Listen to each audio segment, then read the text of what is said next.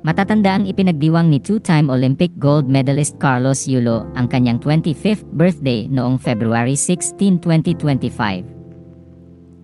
Ibinahagi ni Carlos sa kanyang social media account ang ilang litrato na kuha sa pagbabakasyon nila ng kanyang jowang si Chloe San Jose sa Ho Chi Minh City sa Vietnam.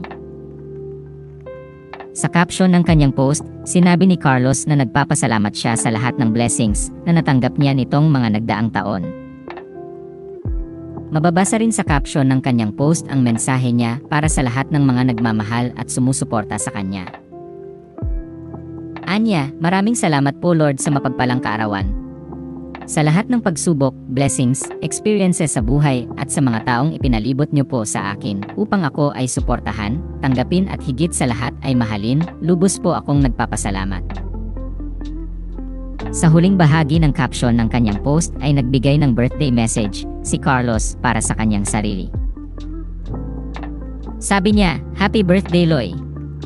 Proud and happy ako sa'yo." Nakatanggap naman ng sweet birthday message si Carlos mula sa kanyang jowang si Chloe San Jose. Sa kanyang mensahe para sa kanyang jowa, inilarawan ni Chloe si Carlos bilang favorite person in the universe niya at heart's biggest blessing. Anya, to my favorite person in the universe and my heart's biggest blessing, happy 25th birthday mahal ko Carlos.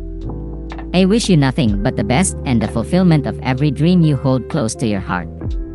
I'm beyond grateful to love you, laugh with you, and grow with you. Thank you Lord God. Here's to more birthdays to come and celebrate together, forever. Sa comment section ng kanyang Facebook post ay dinipensahan ni Chloe ang kanyang jowa. Inakusahan kasi ng isang netizen si Carlos na hindi nag-imbita ng sariling pamilya. Kaya naman ang sagot ni Chloe, bakit aanyayahan ng kanyang jowa ang kanyang pamilya kung kahit pagbati ay wala raw natanggap si Carlos mula sa mga ito? Anya, why would you invite people to your birthday when they don't even bother making an effort to greet and celebrate you? Kung gusto mo yung mga ganong bisita sa birthday mo, ikaw na lang sis. Sinabi naman ng isang netizen na masaya nga raw si Carlos sa piling ni Chloe, ngunit hindi man lang umano inisip ang sariling pamilya nito. Reply ni Chloe, yes sis, happy si Kaloy, which makes y'all haters shake and your blood boil lamaw. Yung mga relatives niya kaya, naisip mo ba if pinapansin o pinansin and binati man lang nila si Kaloy? The double standard. Samantala, na-share ng ina ni Carlos Yulo na si Angelica Yulo ang isang video kung saan makikitang ipinagdiwang ng pamilya Yulo ang 4th birthday ni Ali sa isang fast food chain noong February 16, 2025.